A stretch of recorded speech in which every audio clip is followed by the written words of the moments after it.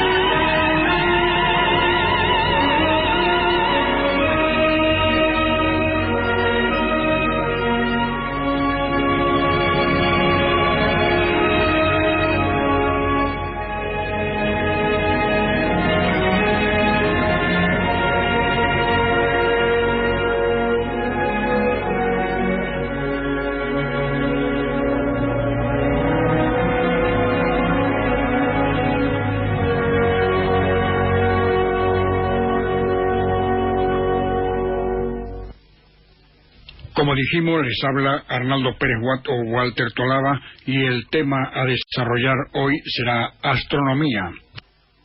En una noche despejada sin luna, vemos miles de puntos luminosos en el firmamento.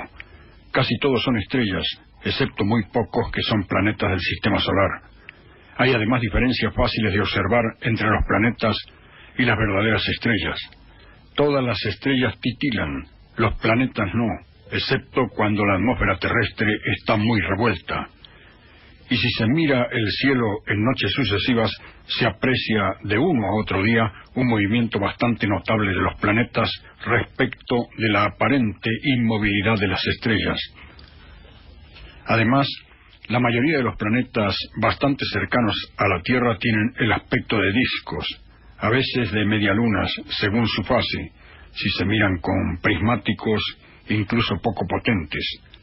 Una diferencia más básica es que las estrellas producen su propia energía, emitida en forma de luz, y además radiación por fusión nuclear. En cambio, los planetas son visibles solo porque reflejan la luz del Sol. El Sol es nuestra estrella más cercana, a una distancia media de la Tierra de 149.598.000 kilómetros, es decir, una unidad astronómica. Después del Sol, la otra estrella más cercana es Próxima Centauri, es decir, próxima del Centauro, que está a una distancia de 4,28 años luz.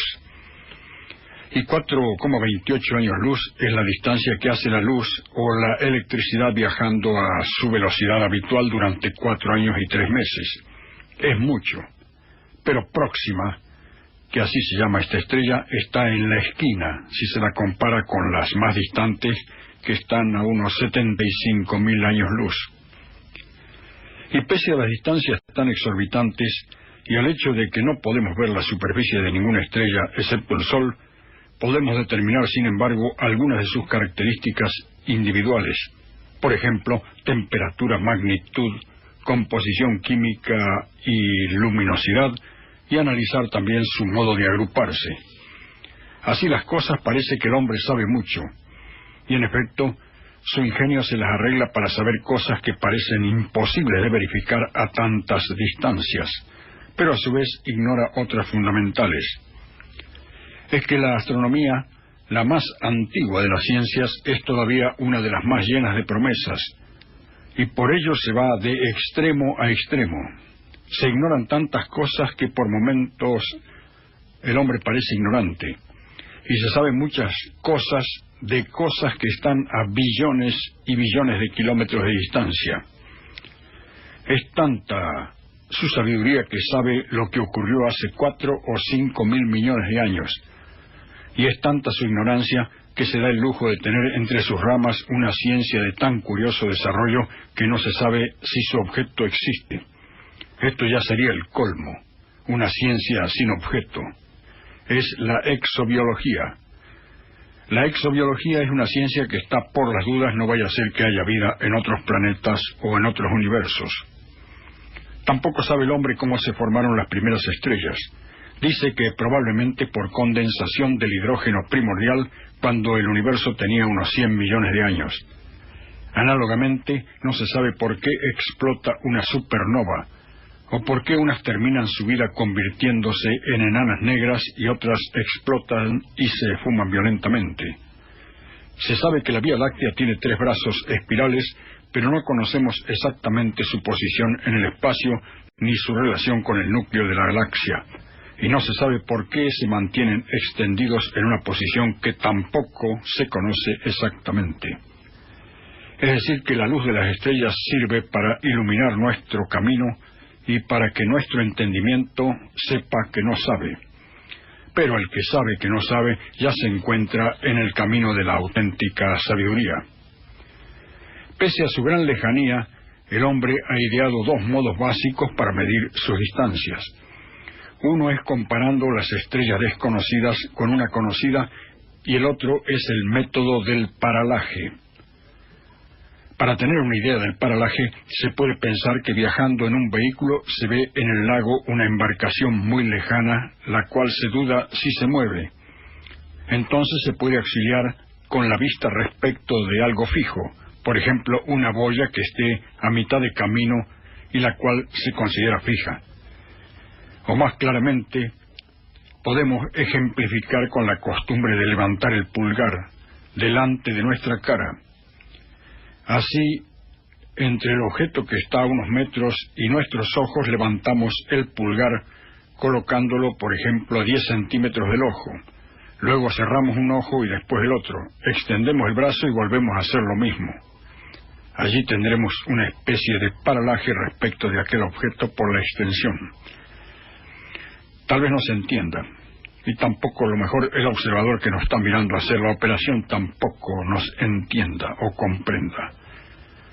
El observador tiene así una idea de la distancia del objeto en relación a la longitud del brazo y la distancia dedo-ojo. El observador del objeto. Pero el observador que nos esté observando a nosotros pensará que vivimos en el limbo, porque siempre con el pulgar hacia arriba estamos manifestando que todo anda al pelo. Y este paralaje tiene que ver con la magnitud de una estrella. Desde Hiparco, sabio griego creador de la astronomía matemática del 164 al 124 a.C., según él, el mayor o menor brillo de la estrella se llama magnitud. Pero con la magnitud de las estrellas ocurre como en un reino donde se hubiesen confabulado los mediocres, y el que tiene más brillo tiene menos magnitud. Así, las 20 estrellas más brillantes son de magnitud 1, claro que en realidad se llama primera magnitud. Otras de menos brillo son la segunda magnitud, y así hasta las menos brillantes de todas, que son de magnitud 6. Pero esta calificación de 1 a 6 de los antiguos resultó insuficiente, porque ya en el siglo XIX se descubrió que las estrellas más luminosas son 100 veces más brillantes que las más débiles a simple vista. Entonces se amplió la escala con otra nueva que se usa hoy en día todavía. En esta nueva escala, una diferencia de una magnitud significa que una estrella es 2,5 veces más luminosa o más débil que una de la siguiente magnitud. Y se elige 2,5 porque es la raíz quinta del número 100. Así que con esta nueva escala, el mayor puntaje, 28,0, corresponde a la estrella que menos brilla, es decir, a la más débil observable con el telescopio. Y a la más brillante, que es el Sol, le han dado un puntaje con números negativos de menos 26,8.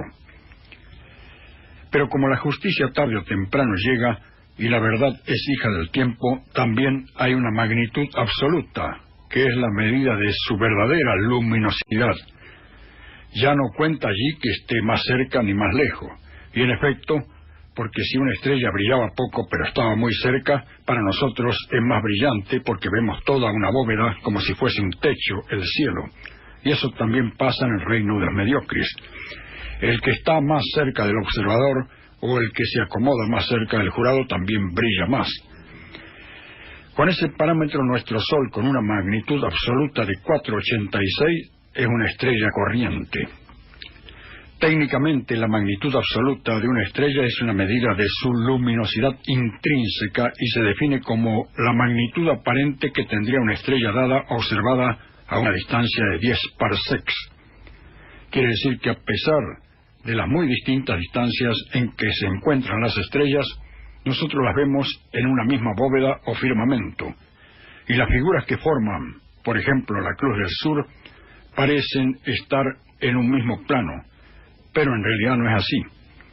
Análogamente, y perdón por la insistencia, en el reino de los mediocres confabulados, que desde luego están muy lejos de aquí, los medios de comunicación ponen a todos en un mismo plano, y a simple vista no se distingue el que más brille. Con ese cuento se pretende anular a la gran individualidad. Y así hay estrellas fugaces que copan el firmamento, aunque por muy poco tiempo, cual bestseller o divos, pero pronto caen en la oscuridad del olvido porque no tienen luz propia. Solo el brillo del genio, que tiene luz propia, es el que perdura, aunque lamentablemente a veces luego de haber muerto. Pero ese parece ser el sino que el cielo reserva a muchos grandes, porque también en el firmamento Muchas estrellas nos siguen iluminando y nos guían en las tinieblas y ya no existen, y su cuerpo se ha desvanecido hace siglos en la infinita materia interestelar.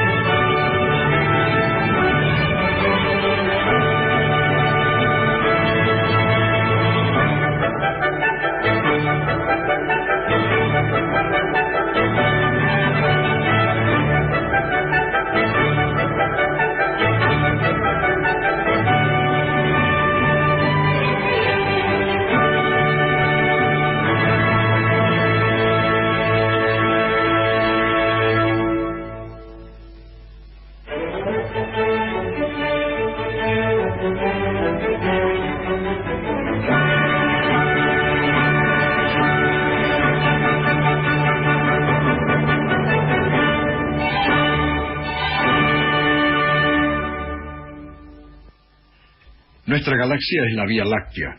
Según la interpretación mitológica griega, Hércules estaba tomando el pecho de la diosa Juno y la diosa se durmió.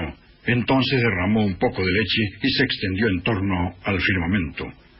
Los árabes y los persas, por su parte, vieron en la mítica Vía Láctea a un gran río a lo largo del cual pasían gacelas, camellos y garañones, y describieron distintas agrupaciones estelares como tiendas, palmeras, oasis, e incluso llegaron a ver un cofre lleno de resplandecientes joyas entre las estrellas. Es que cada uno ve las cosas según es y según conoce.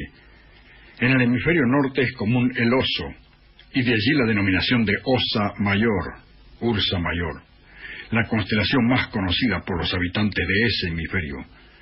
La Osa Mayor consta de 7 estrellas, 4 de ellas forman un cuadrilátero y las 3 restantes un arco que parte de uno de los vértices del cuadrilátero. Esta constelación era ya conocida por Ptolomeo y también se la denomina Carro entre los indios, y en la Biblia aparece con ese nombre de Carro.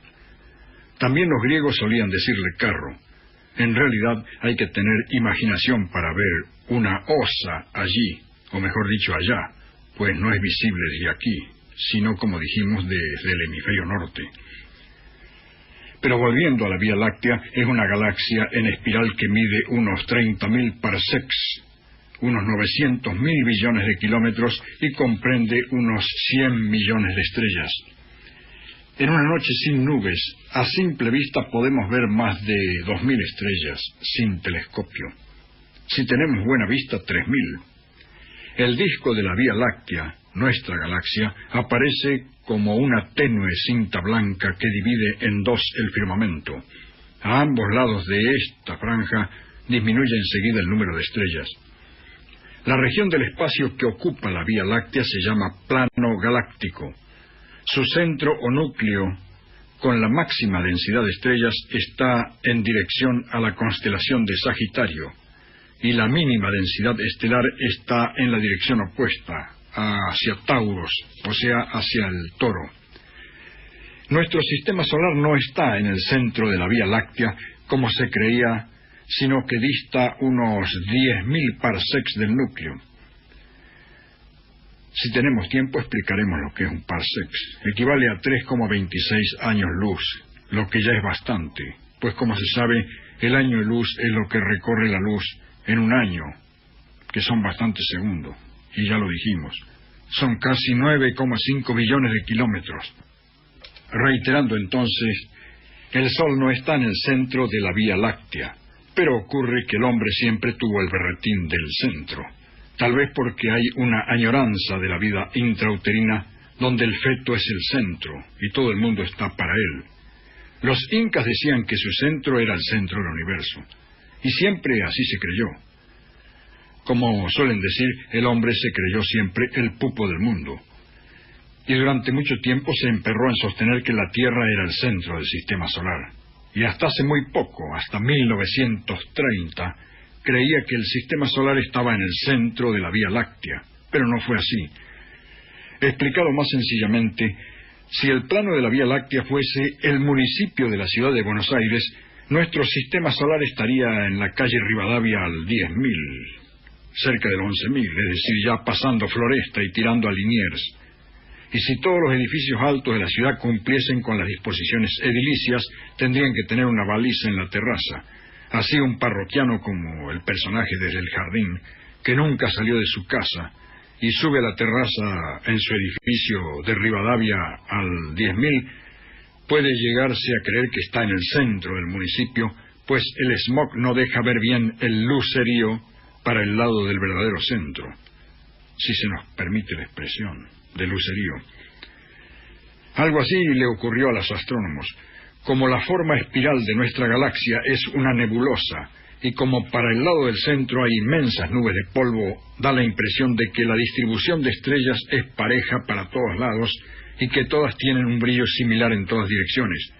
Por ello, el hombre creyó que estaba en el centro de su galaxia, la Vía Láctea.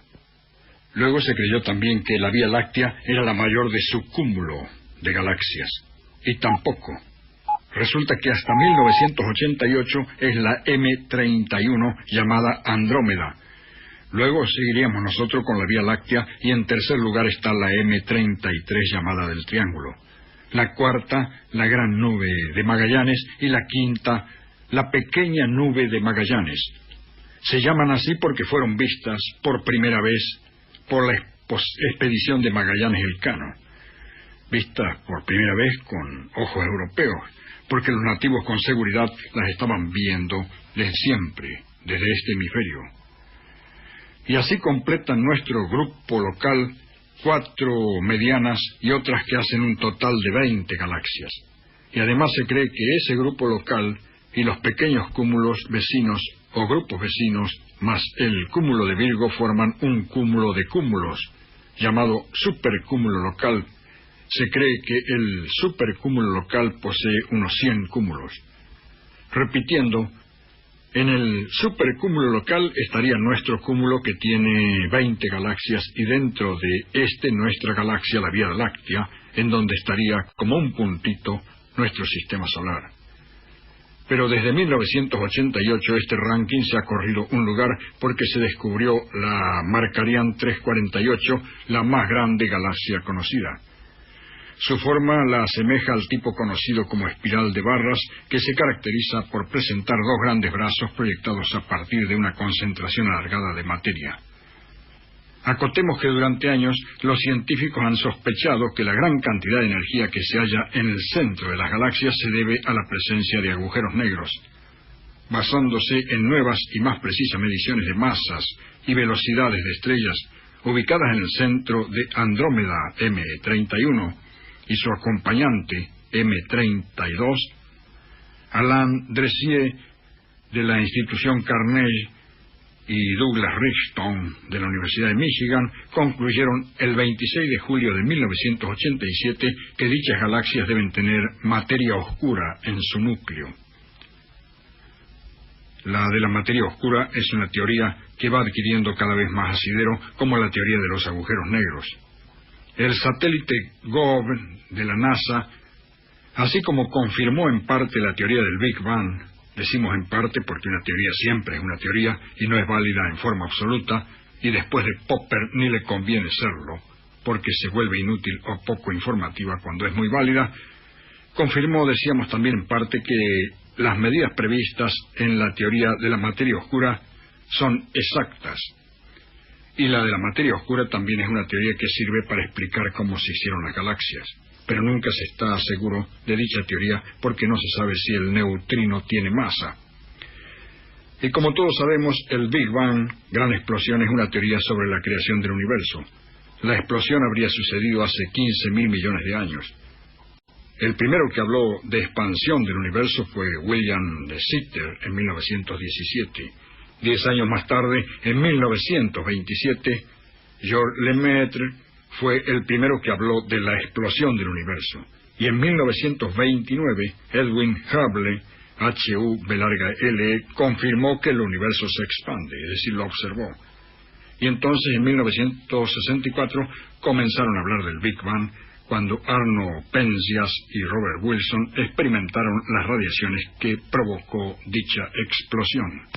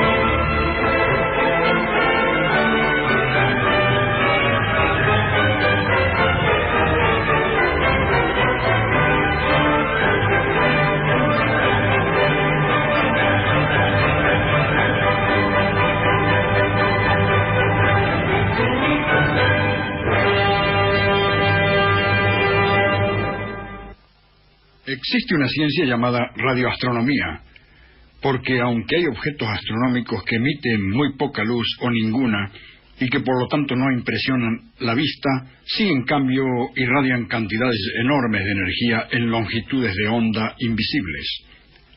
No quiere decir que los distintos cuerpos celestes tengan una emisora de radio, sino que emiten radiaciones, es decir, que tienen emisiones de radio. Históricamente esto se inició en 1931 al 32, cuando el ingeniero estadounidense Carl Jansky detectó emisiones de radio a una frecuencia de 20 MHz, equivalente a una longitud de onda de 15 metros, y ellas eran emanadas del centro de nuestra galaxia. La radioastronomía, con el agregado de la longitud de onda ultracorta, promete llevar muy lejos nuestros conocimientos de estrellas y galaxias legítimas. La primera radiogalaxia que se descubrió fue Cisne A, que emite 1.000.000 de veces más radiación de longitud de onda radio que la Vía Láctea. Últimamente se han descubierto galaxias de rayos X ópticamente irregulares que contienen gran cantidad de polvo y gas. Y los cuásars fueron descubiertos cuando los radioastrónomos buscaban las contrapartidas visibles de las radiofuentes.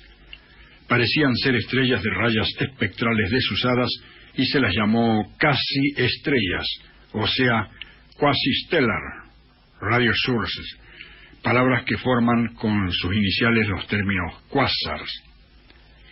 Así que los cuásars o cuásares fueron descubiertos en 1963 por medio de la radiotelescopia. El gran desplazamiento hacia el rojo que producen en las líneas del espectro indica que se encuentran a miles de millones de años luz de la Tierra y los convierte en los objetos más lejanos que se han detectado. En 1982, un grupo de astrónomos australianos y británicos descubrió un cuásar llamado PKS 2000-330 que muestra un desplazamiento hacia el rojo, un desplazamiento de 3,78, lo que lo sitúa a una distancia de aproximadamente 12.000 millones de años luz de la Tierra. Ahora se cree que son 14.000, y no se conoce otro objeto más lejano. Así que hoy por hoy, si uno se enoja y desea irse lejos, lo más que puede hacer es intentar viajar hacia ese cuásar PKS 2000-330. Y a lo más que podrá llegar será ahí, 14.000 millones de años luz. Y como dijimos, un año luz es muy grande. La radioastronomía coadyuva, pues, en muchos aspectos y también en el conocimiento de la materia interestelar. Veamos cómo es esto. El espacio está plagado de nubes de hidrógeno frío impregnado de polvo cósmico. Estas nubes no emiten radiación en la parte visible del espectro, pero sí ondas radio de 21 centímetros de longitud de onda. Así, por ejemplo, recién en 1951. Ya sabemos que está mal empleado recién, porque si es recién no es en 1951. Pero el uso insiste tanto en este modo que resulta cómodo. Así que recién en 1951, por ejemplo, se detectó el hidrógeno en la materia interestelar debido a la emisión de radio captada por el radiotelescopio. Y así se sabe que el gas interestelar tiene una densidad tan baja que equivale a 500 átomos de hidrógeno por metro cúbico. Eso sí que es cosa seria. He explicado esto último en forma más sencilla. Si viene un individuo y abre una caja o una valija en la cual no hay ningún objeto y dice, aquí no hay nada, está macaneando. Porque uno mete la mano y cerrando el puño no del todo saca 1 centímetro cúbico de aire, y en ese centímetro cúbico de aire hay un número de moléculas como 10 elevado a la 30. O sea, un número 1 seguido de 31 ceros de molécula. O más objetivamente, si cada molécula de ese centímetro cúbico de aire que hemos sacado de la valija o del aire que hay aquí al lado del micrófono se convierte en un grano de arena, agregando hormigón, con esa arena podemos construir una autopista de 6 carriles que vaya de Córdoba hasta Salta más o menos. Ahora bien, si el astronauta viajara de aquí a Marte y pudiera sacar la mano por la ventanilla de su vehículo y agarra otro centímetro cúbico de aire, permítasenos usar la palabra aire, se encontraría que todavía tiene muchas moléculas, aunque muchas menos, algo así como 10 a la 11, o sea, el 1 seguido de 12 ceros. Es mucho, es decir, que no está en el vacío. No está en el vacío absoluto, y parece que no se puede estar. Y cuando el físico en el laboratorio forma el vacío, todavía tiene átomos a patadas. Donde en realidad empiezan a escasear los átomos es en el espacio intergaláctico. Se encuentra, por ejemplo, gas interestelar en los cuales hay solo 500.000 átomos de hidrógeno por metro cúbico, que es muy poco, es una densidad más baja que la del vacío del laboratorio, pero siempre hay átomos. Quiere decir que nunca se consigue el vacío absoluto, y es lógico porque llegaremos a la nada, y según los filósofos la nada no es, o por lo menos anonada. Parece que con la muerte no hay nada, pero esa es otra clase de nada, en la que se comprueba que no somos nada. Pero desde luego, este conjunto de trivialidades no es nada en comparación con el problema filosófico de la nada. Todo esto nos recuerda al gran nadador Leo Spitz, que en las Olimpiadas arrasó con todos los récords de natación, a pesar de que no era tan jovencito. Terminada la justa deportiva internacional, fue entrevistado por un periodista quien le preguntó qué planes tenía para el futuro. El nadador contestó: «Le voy a ayudar a mi papá». «¿Y qué hace su papá?», inquirió. «Nada», contestó. Hasta ahora hemos usado varias veces el término firmamento. ¿Pero qué significa? Viene del latín firmamentum y designa la bóveda en la que están aparentemente los astros. Tiene la misma raíz que firme. Es que el cielo era concebido algo así como un toldo rígido y firme en el que los brillantes cuerpos celestes estaban engarzados como diamantes. La Biblia alude al firmamento, pero ya en el siglo VI antes de Jesucristo, los griegos se percataron de que debían existir varios toldos para cada planeta, o mejor dicho, distintas bóvedas transparentes, una para cada planeta. Esto equivale a decir que los griegos se quedaron cortos en la observación de los astros. Claro que con esto no decimos nada nuevo. Ellos mismos lo sabían. Platón decía que para estudiar los astros lo mismo era estar tirado en el suelo panza arriba que panza abajo. Es decir, que había que especular con la mente.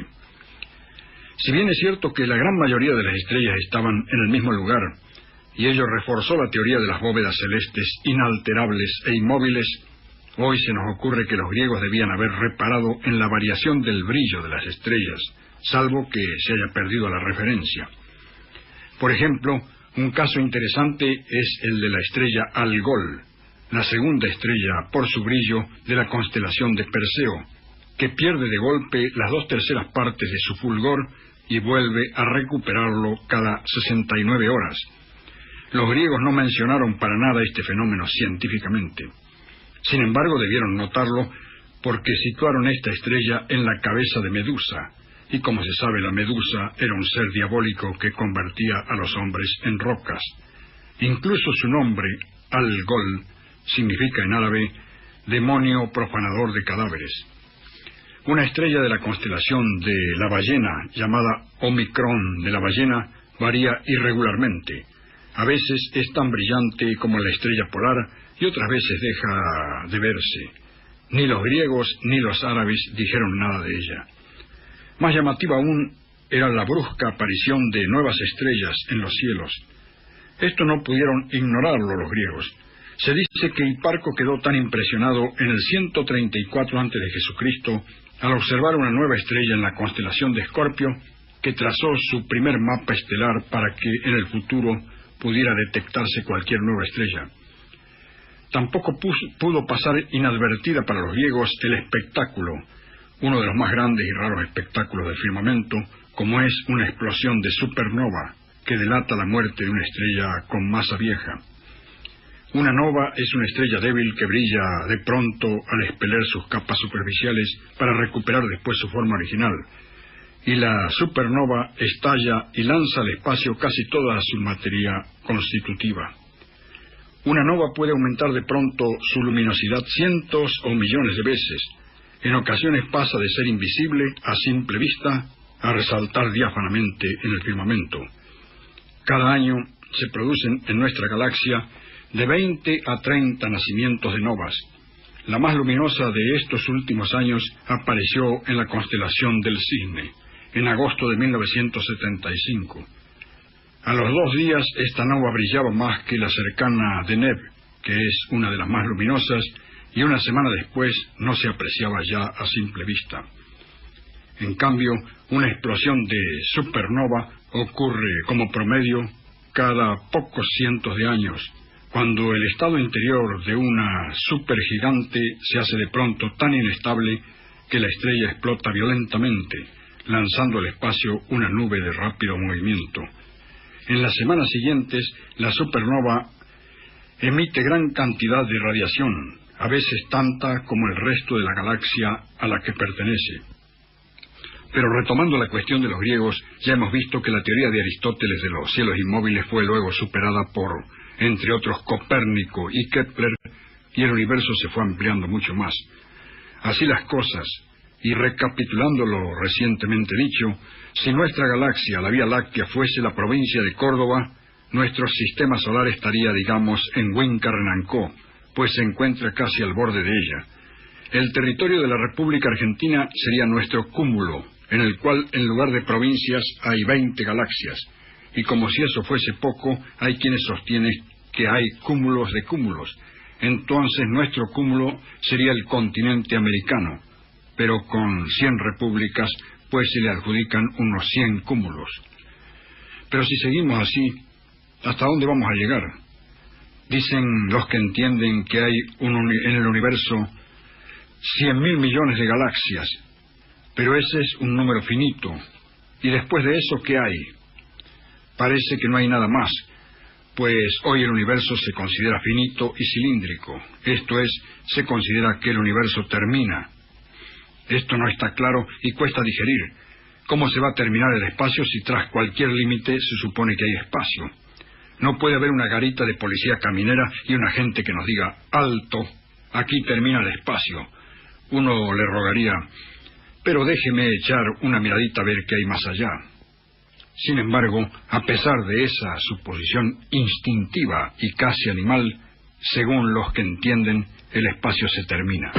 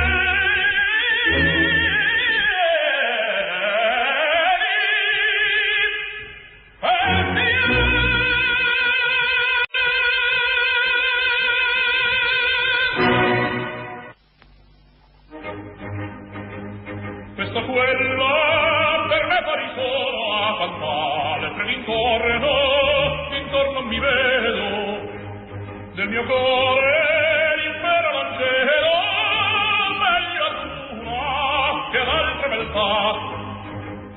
La costoro avvelenza e quel dono di che il mago le inviora alla vita. So di questa mi torna gradita, forse un'altra, forse un'altra, cavallo sarà un'altra,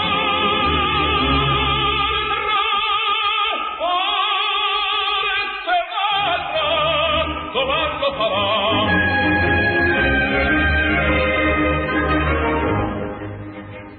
La costanza tirante del cuore detestiamo quel morbo crudele. So chi vuole ti servi querele, non per un bel libertà. Due mariti geloso sole, degli amanti le mani e derido, tanto darle senti funge, una qualche beltà.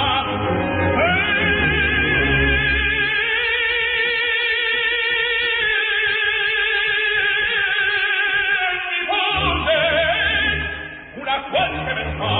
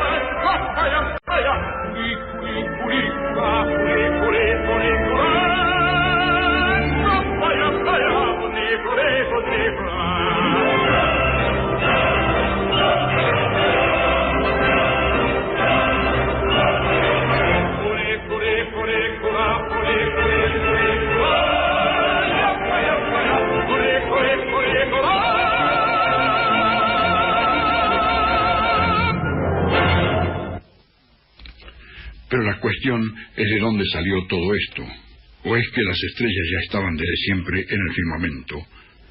Para el hombre del despotismo ilustrado, todavía hablar de 1000 años era como hablar de 1000 millones de años hoy. Y basándonos en los datos de la hermosa narración del Génesis, pletórica de belleza poética, la edad de la Tierra no pasaría de 6 o 7 mil años. Esto es, teniendo en cuenta el reinado de los distintos reyes, el tiempo transcurrido desde el Éxodo hasta la construcción del templo de Salomón, la edad de los patriarcas y antes y después del diluvio universal, etc.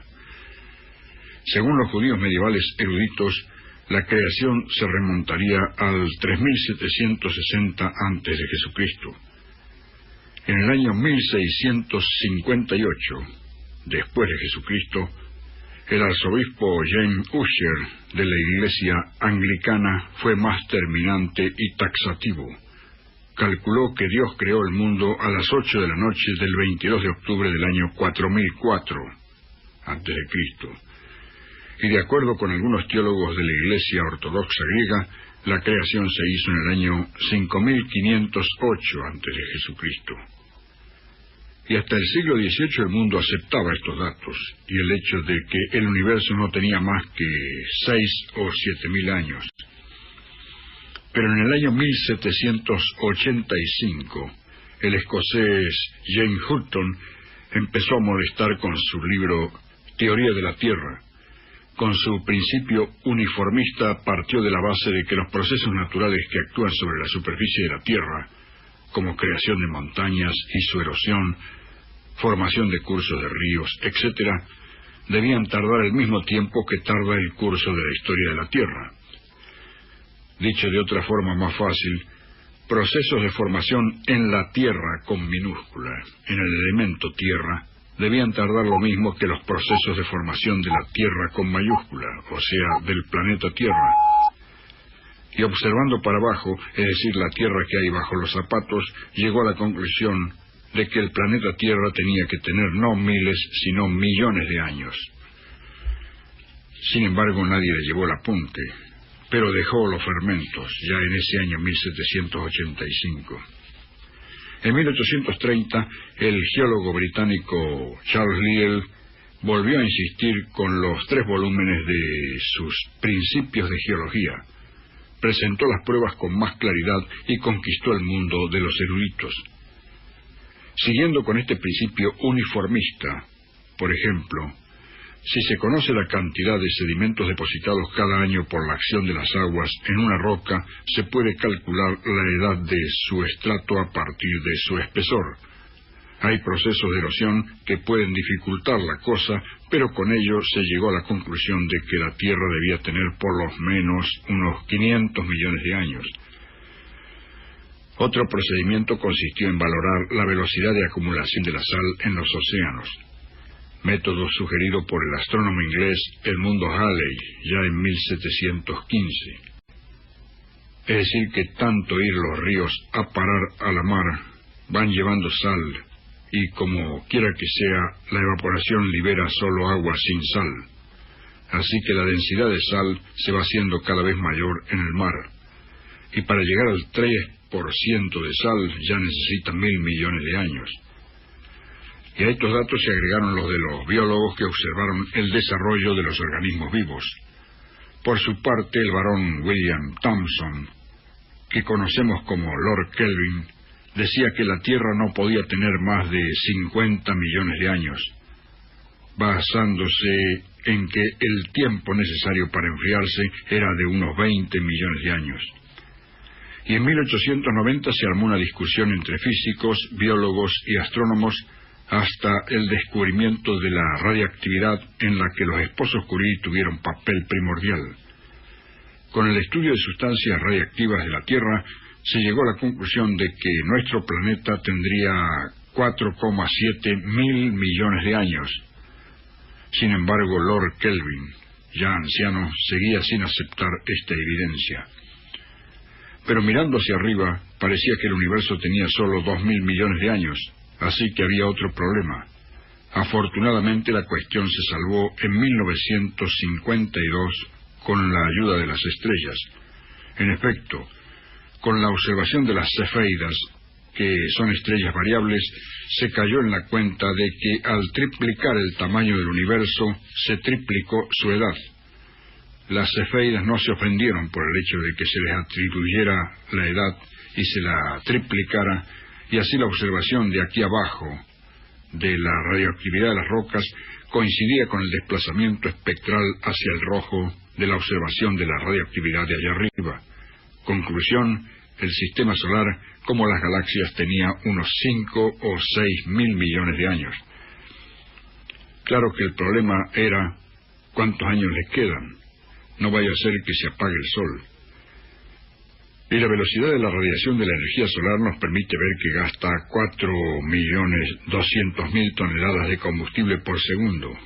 Esto asusta un poco, pero como tiene un tanque respetable, pues la masa solar es de 2.200 cuatrillones de toneladas, no hay peligro. Son 2.200 seguido de 24 ceros más de toneladas.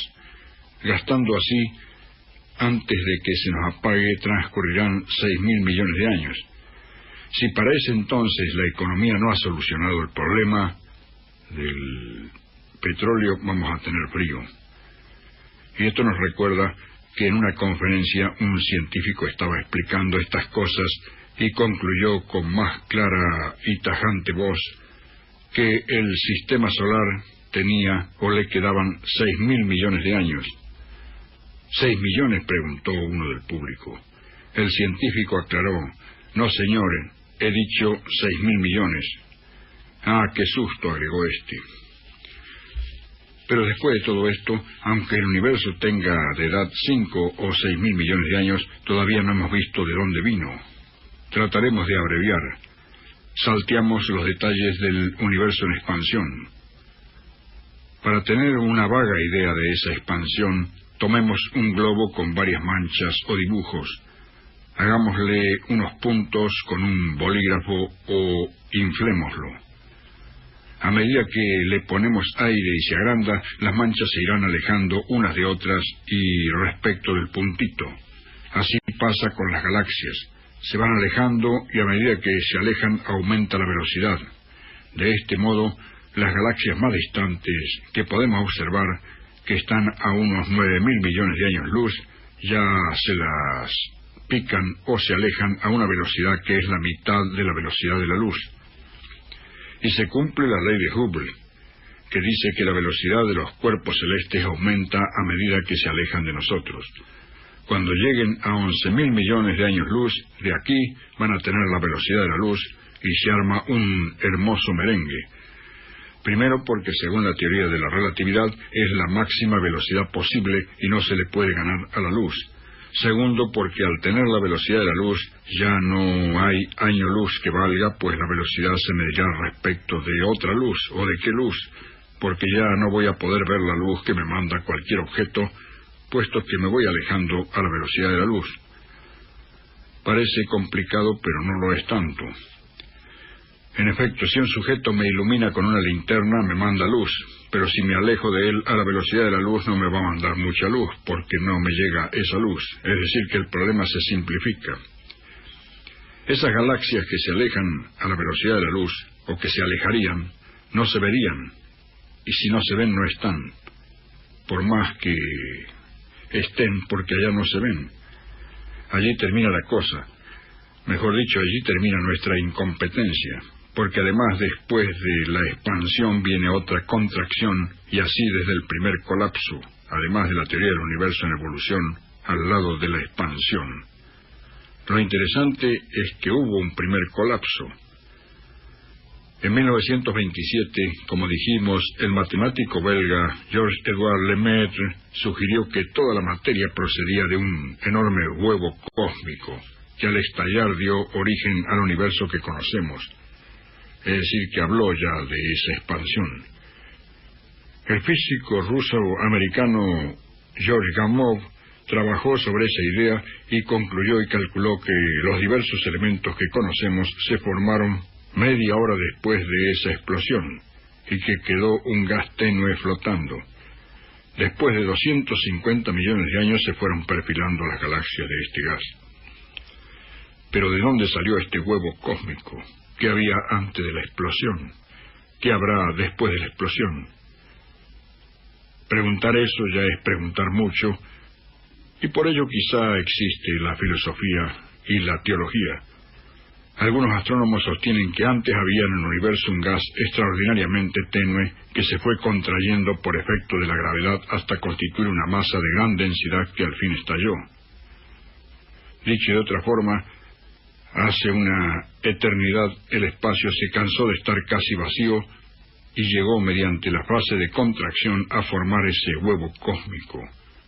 Cuando se vuelva a cansar, luego de muchos colapsos, volverá ese vacío casi absoluto. Y mejor no seguir preguntando qué había antes y qué habrá después. ¿Quién inventó ese vacío y si existe ese vacío absoluto?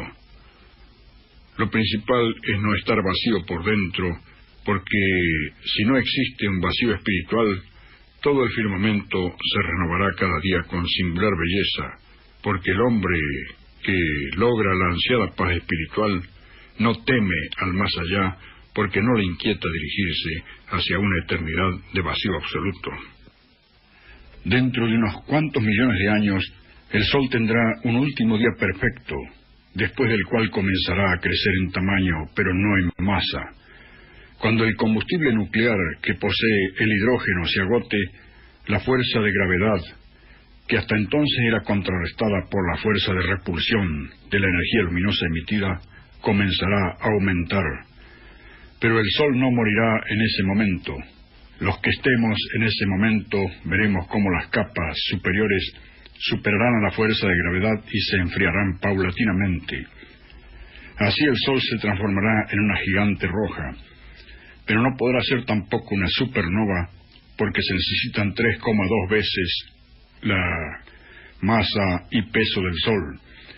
También le está vedado ser un agujero negro, así que cuando aumente su fuerza de gravedad, el Sol atrapará o se chupará no solo nuestro planeta, sino todo el sistema solar interior, Mercurio, Venus, Tierra y Marte, que se hundirán en él.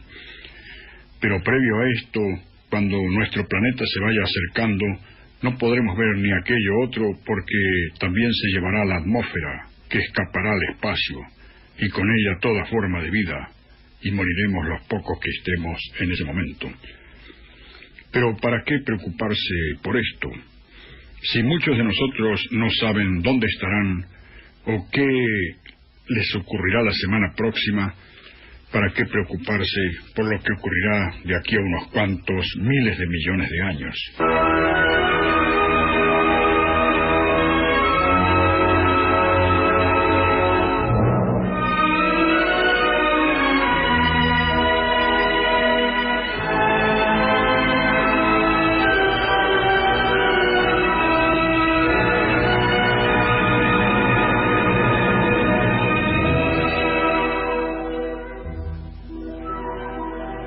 Ideo mare quanto è bello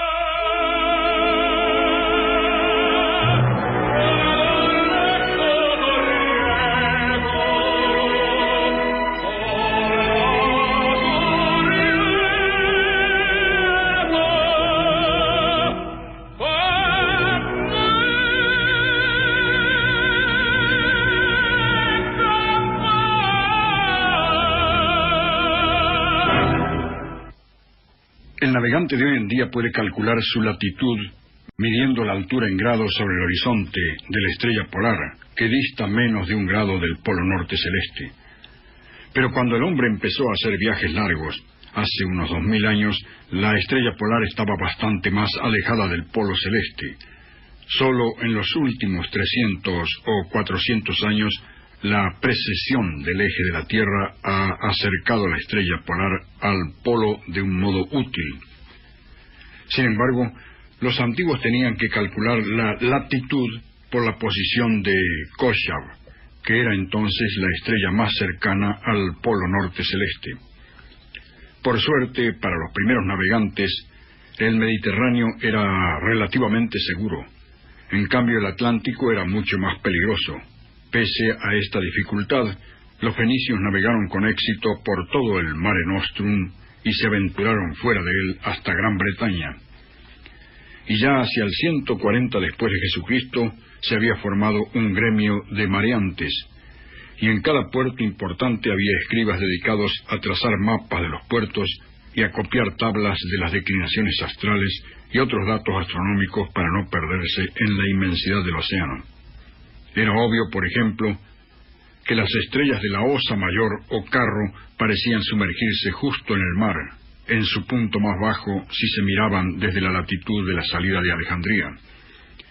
Pero los marineros de antaño aprendieron también enseguida a no fiarse de los planetas ni de la luna para marcar sus singladuras, o sea, su navegación de 24 horas. Las estrellas errantes, esto es, los planetas, planeta en efecto en latín y en griego significa errante, parecían querer engañarlos, porque era evidente que se movían en el cielo nocturno, y se consideraba a la luna como una mujer caprichosa y enigmática.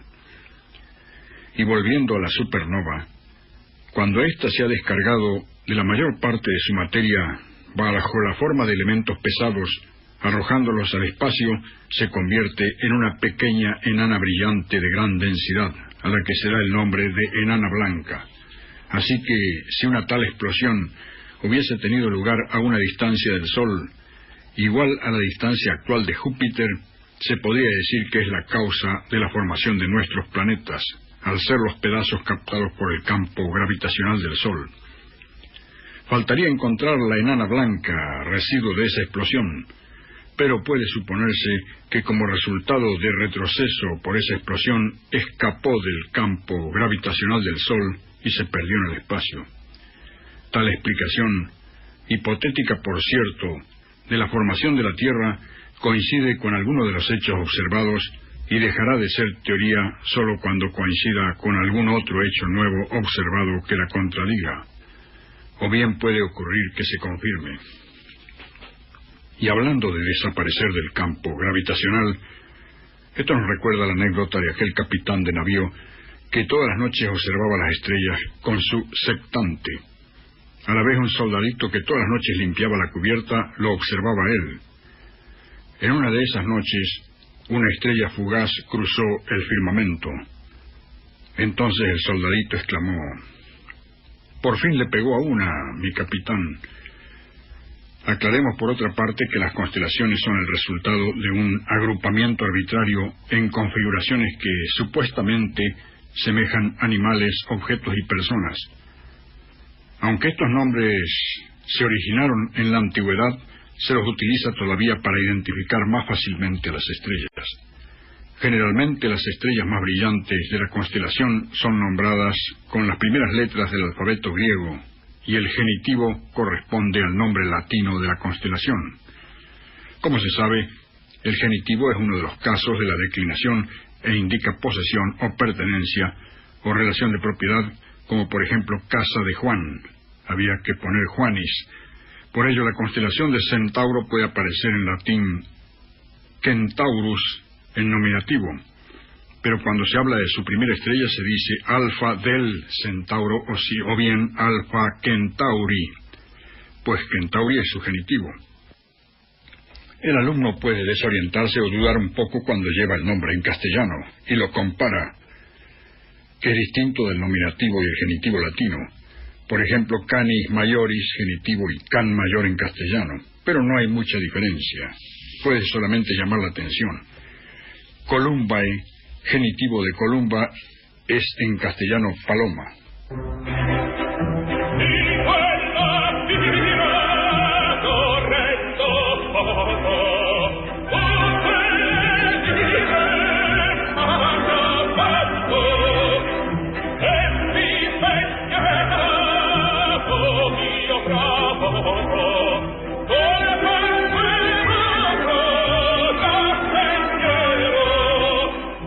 Era da Dio prima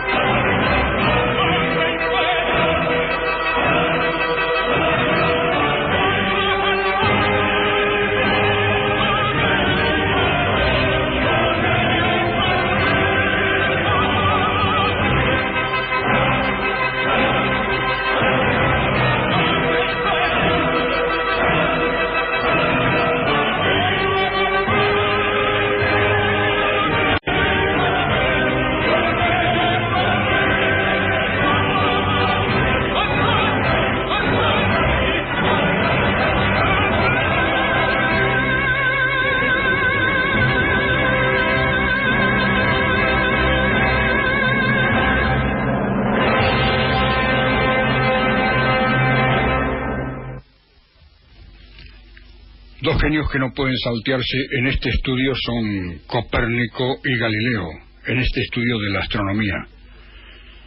Copérnico no tuvo telescopio, pero usó de la lógica. Galileo observó mejor, pues ideó buenos telescopios. Nicolás Copérnic, nacido en Tor, Polonia, el 19 de febrero de 1473, hizo que los científicos que escribían por aquel entonces en latín lo indujeran a adoptar también nombre latinizado, de manera que Copérnic se convirtió en Copérnicus o Copérnico. Copérnico, el científico polaco más notable hasta los tiempos de Madame Curie, estudió en Cracovia, donde aprendió matemáticas y pintura. En 1496 marchó a Italia, que era el centro del saber científico, y estuvo allí 10 años estudiando medicina en Padua y derecho en Bolonia. Pero ambas especialidades fueron eclipsadas por la astronomía, en su caso. Italia era en 1500 un torbellino intelectual. Ideas nuevas flotaban en el aire. Teorías antiguas comenzaban a declinar. Por ejemplo, se tenía por cierto que todas las estrellas, así como el Sol, la Luna y los planetas, giraban cada día alrededor de la Tierra de este a oeste. Pero los científicos ya coincidían que aquello era pura apariencia y comenzaban a surgir dificultades. Era evidente que la Luna y el Sol giraban alrededor de la Tierra. Hasta ahí todo iba bien. Lo que no encajaba eran los planetas. En tiempos de Copérnico se conocían 5 planetas: Mercurio, Venus, Marte, Júpiter y Saturno. Los 5 cambiaban de posición respecto de las estrellas, pero de una manera muy rara y complicada. Mercurio y Venus salían unas veces por la mañana y otras por la tarde. Por otra parte, Marte y Júpiter y Saturno aparecían en ciertas ocasiones sobre la cabeza del observador. Cada uno de ellos describía un círculo completo en el cielo de oeste a este, pero sus movimientos no eran constantes. En cada revolución había un momento en que Marte deceleraba, es decir, que daba marcha atrás y viajaba un rato de este a oeste. Este desplazamiento se denominaba movimiento retrógrado, pero como veremos, los retrógrados eran otros. Y todo esto venía porque se consideraba a la Tierra como centro del universo, de acuerdo con la teoría del astrónomo y matemático Claudio Ptolomeo, quien, según su libro escrito hacia el 150 después de Cristo, todos los planetas giraban en trayectorias circulares alrededor de la Tierra. Pero para explicar el movimiento retrógrado hubo que agregar al movimiento circular otro en circulitos más chiquitos. Y así ya en el año 1500 la teoría resultaba demasiado complicada. Entonces aparece Copérnico, quien se acuerda de aquel gran astrónomo de la escuela de Alejandría, Aristarco de Samos, que ya había defendido que era la Tierra la que giraba alrededor del Sol. Copérnico no tenía telescopios, como los tuvo Galileo casi un siglo después, pero se basó en la lógica. En primer lugar, si la Tierra se moviese alrededor del Sol, quedaría explicado inmediatamente el movimiento retrógrado.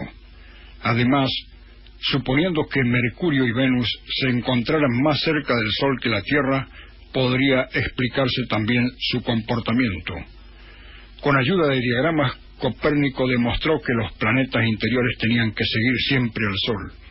Las matemáticas necesarias para representar estos movimientos eran mucho más sencillas que para el sistema anterior de Ptolomeo. Hacia 1530, entonces, expuso su teoría en forma manuscrita y dejó que circulara libremente. Pero el manuscrito fue una bomba. Encontró seguidores entusiastas, pero también enemigos acérrimos. Uno de los enemigos fue Martín Lutero, quien dijo que Copérnico era un necio que negaba la Biblia. En 1540, Jorge Joaquín Reticus, discípulo de Copérnico, publicó un resumen. Al Papa Clemente VII le interesó el resumen y pidió que se publicara íntegramente el manuscrito. Se publicó el libro bajo el nombre de Revolutionibus Orbium Celestium. Le llevaron un ejemplar al lecho de muerte a Copérnico quien estiró la mano para leerlo, pero no pudo tomarlo, el 24 de mayo de 1543. Por suerte no alcanzó a leerlo, pues Réticos había puesto un prólogo humillante en el que negaba la verdad de la teoría copernicana y la presentaba como una especie de truco o de juego de manos matemático para simplificar el cálculo de los movimientos planetarios. Es que Réticos tenía miedo de los problemas que podrían sobrevenir, y los hubo en efecto, porque 99 años después, el 22 de junio de 1633, la Inquisición obligó a un respetable anciano de 69 años, llamado Galileo Galilei, a confesar que estaba equivocado. No lo presionó mucho, puesto que Galileo gozaba de mucha fama, así que luego de abjurar le permitió volver a Florencia, donde pasó los últimos 8 años de su vida. Murió el 8 de enero de 1642. Galileo, a quien se conoce con su nombre de pila, había nacido en Pisa el 15 de febrero de 1564. Desde niño mostró habilidad en el diseño de juguetes. Luego tocó el laúd y el órgano y escribió poemas y escribió sobre crítica literaria. Su padre lo quería médico y fue a la Universidad de Pisa a estudiar medicina. Solo a regañadientes lo autorizó a estudiar matemáticas y su primer profesor fue nada menos que Tartaglia. Pero en Pisa, su tierra natal, comenzaron a interesarle otras cuestiones. También Galileo sabía observar. Durante una misa en la catedral observó cómo las grandes lámparas oscilaban movidas por corrientes de aire. Unas veces lo hacían en grandes arcos, otras veces en arcos menores. La cosa no tenía aparentemente nada de particular, pero el joven de 17 años observó algo que nadie había observado jamás. Se tomó el pulso y empezó a contar tantas pulsaciones para una oscilación amplia y rápida de la lámpara, tantas otras para una oscilación lenta y pequeña. Lo curioso es que el número de pulsaciones era siempre igual. Galileo había descubierto la ley del péndulo. Y así como utilizó el pulso para cronometrar el péndulo, se le ocurrió utilizar el péndulo para cronometrar el pulso, y contó su hallazgo a sus profesores de medicina, pero nunca llegó a obtener el título de médico.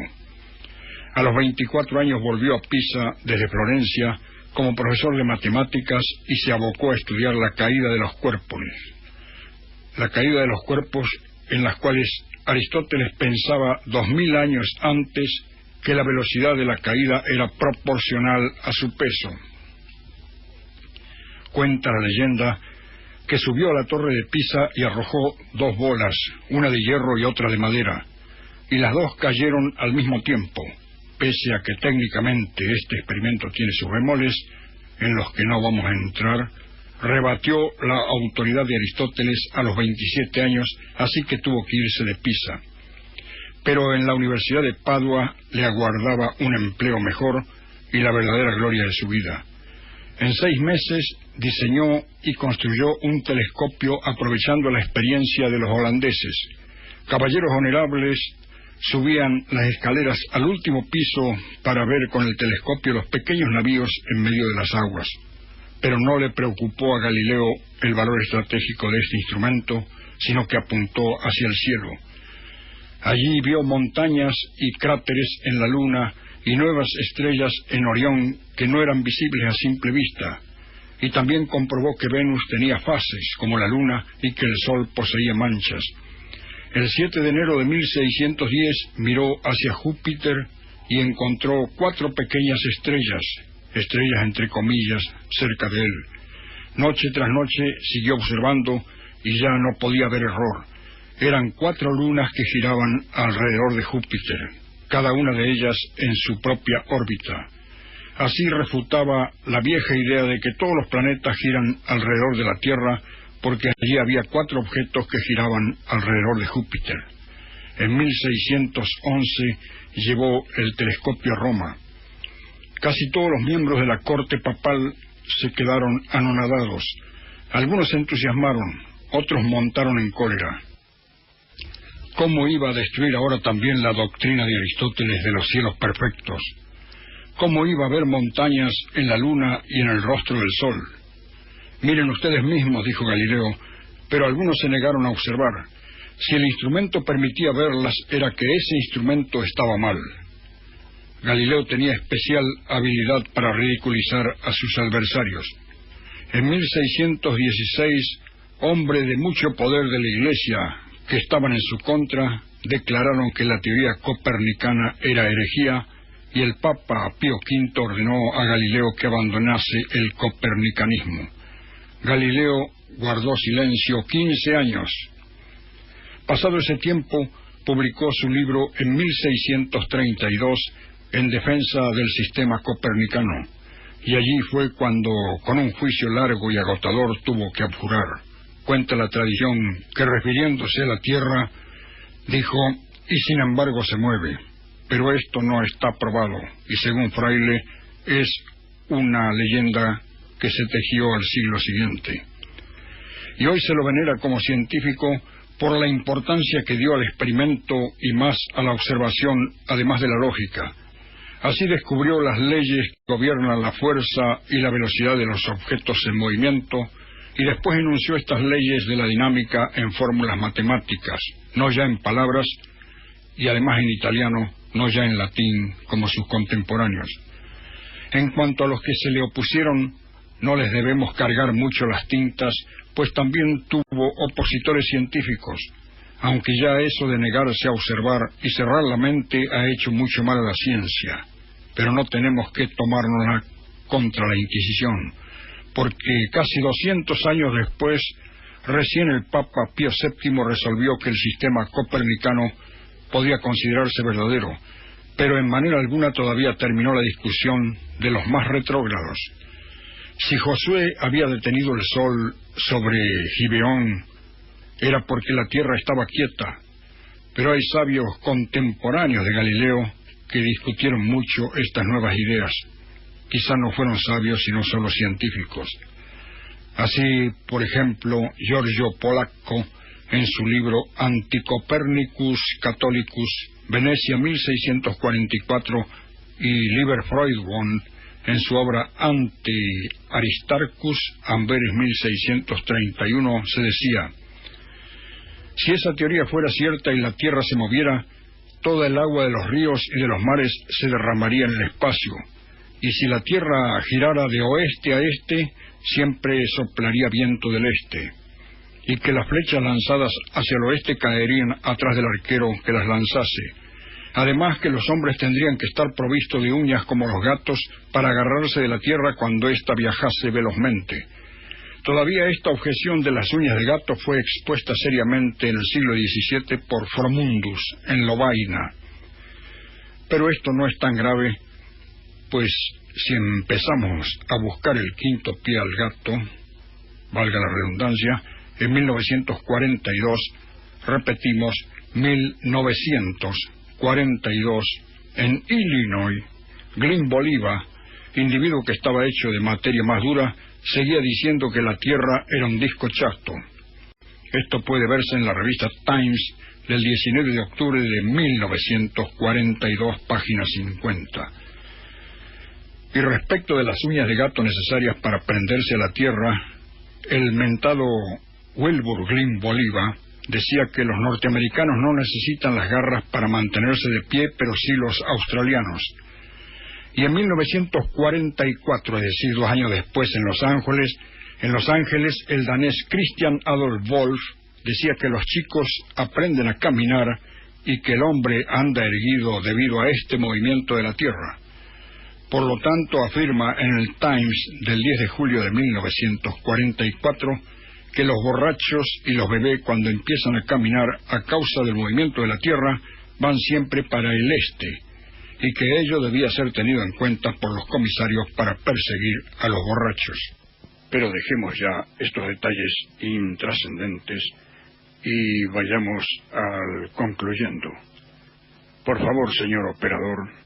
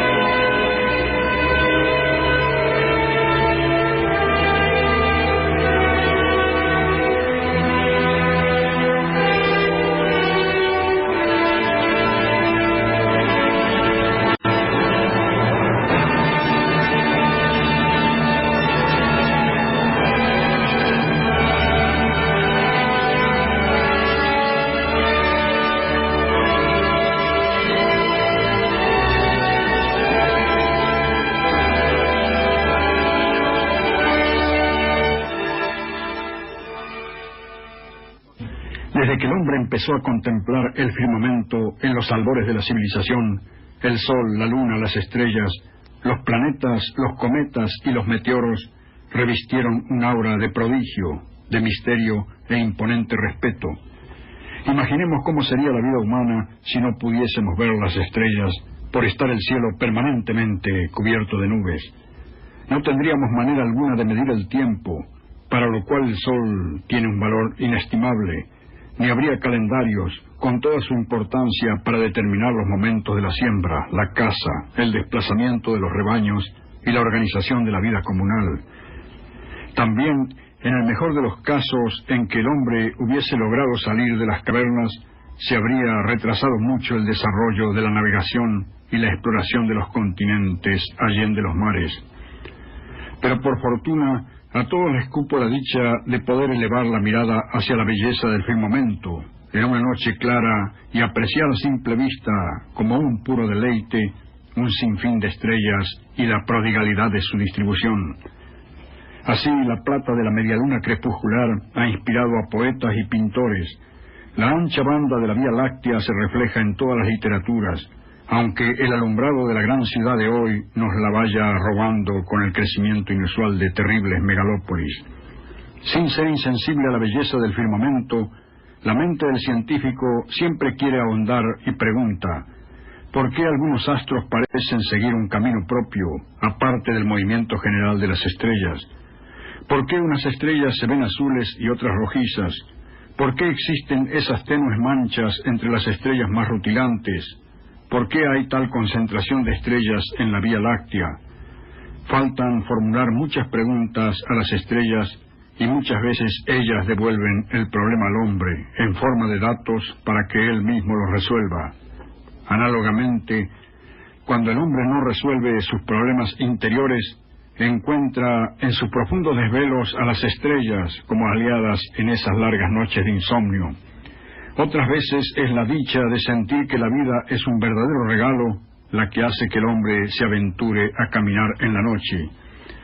La noche, con su oscuro manto, se asocia a lo negativo, pero también es privilegio de los espíritus más finos de velar su significado por detrás de las luces de la ciudad. La tradición nos dice que la noche es algo así como un país bordeado de peligros, como una metáfora del mal, de la muerte o de la ignorancia. Para el niño de antaño, en la noche acechaba el demonio, chillaban las brujas y los animales invisibles se escondían o se deslizaban. Para Shakespeare, la noche corrompe el aura matinal con infectos vapores y envenena con sus dañinas exhalaciones la atmósfera de pureza del supremo esplendor del día antes de que Febo llegue a la penosa cúspide meridiana. Pero la noche cuenta con la presencia inmutable de las estrellas, que son testigos del fuego apasionado de los enamorados. En la noche se funden la razón y la emoción, porque contemplando el cielo pueden la mente y el alma conducirse de común acuerdo. Es cierto que al amanecer todo parece posible, pero también es cierto que con el amanecer de la ciudad debemos revestirnos de razón y salir a ser algo más de lo que queremos ser, para trabajar, para vender, para hablar con el jefe. Por la noche se nos aproxima más el espíritu y el sentimiento no tiene por qué marchar subordinado como durante el día. La noche puede ser un enigma demasiado enredoso para el entendimiento y tal vez demasiado rebelde para el corazón, pero el noctámbulo no busca entender, sino sentir. Cuando desde la cima del monte o desde el pueblito elevado del valle vemos la gran ciudad, caemos en la cuenta de cuán triste es la luz artificial y cuán deliciosas son las apacibles sombras, y se comprende por qué los astrónomos se quejan de las megalópolis que les perturban la contemplación de las estrellas. Cuando los antiguos tuvieron la certeza de la permanencia de las constelaciones, se aventuraron a lanzarse con sus navíos a la mar desafiando los mayores peligros. Hoy en la noche, el espíritu, a veces agobiado, se atreve a navegar por los bajíos y entre los peñascos de su alma unas veces se encuentra y se asume a sí mismo, y otras veces se encuentra desprotegido, pero halla también que el brillo imperturbable de las estrellas es el faro que se mantiene constante por sobre los embates de la pasión. Si durante el día el espíritu navega en el mar de la prudencia, por la noche arroja el lastre y se aventura por los profundos mares de los sentimientos contradictorios y de las frustraciones. Pero así como sin la existencia de las estrellas sería imposible la grandiosidad del universo, así también nada grande se ha hecho sin pasión. Y en la soledad de la noche de las pasiones yace un testigo indeleble que con su brillo estelar permite que el sentimiento tome de las sombras nada más que lo que necesita para nutrir de la vida el sol del corazón, que es el centro del pequeño universo del alma.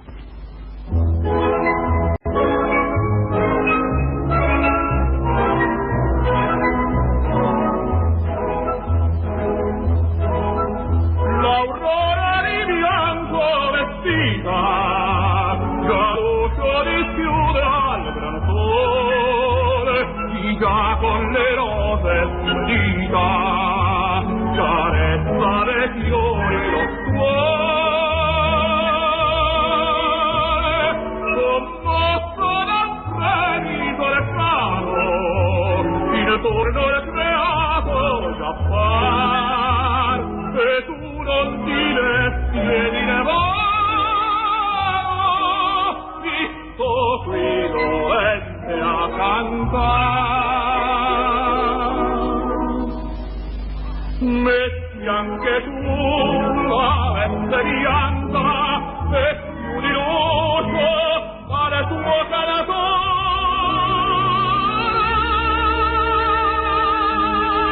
Sei la luce manca, ora tu sei la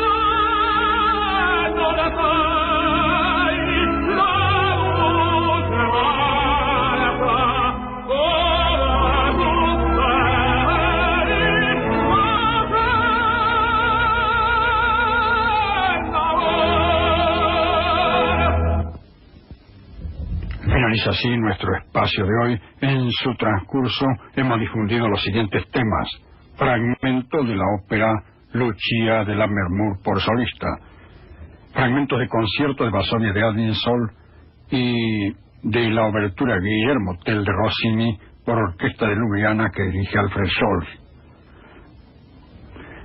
polonesa de la ópera Eugenio Onegin de Tchaikovsky en grabación de la Orquesta Filarmónica de Berlín bajo la dirección de Seiji Osawa. Luego, por el tenor Luciano Pavarotti, las siguientes canciones: La Donna è mobile y Questa Quella, ambas de la ópera Rigoletto de Giuseppe Verdi con la orquesta London Symphony bajo la conducción de Richard Bognan. Funiculi, Funicula de Densa por la orquesta del Teatro Comunal de Bolonia con Anto Guadaño como director. Torna a Sorrento de De Curtis con la Orquesta Filarmónica Nacional conducida por Giancarlo Chiaramello. Di Quella Pira de la ópera Il Trovatore de Verdi por la misma orquesta, y finalmente Mattinata de León Cavallo con la Orquesta Filarmonía dirigida por Piero Gamba.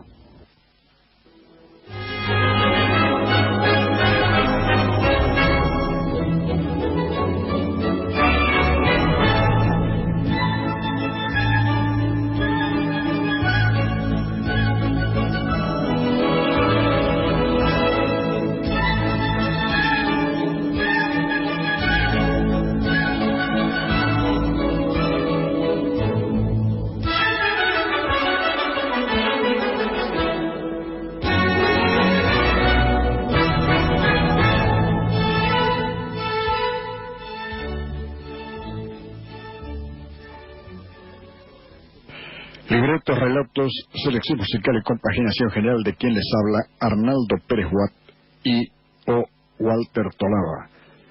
Esta audición se transmite por Radio María Argentina, Córdoba en 101.5 MHz para la ciudad de Córdoba y desde allí para sus filiales del interior del país y del exterior, siempre en el horario de 22 a 24 de los días sábados, y con repetición el domingo siguiente a partir de las 5 de la mañana.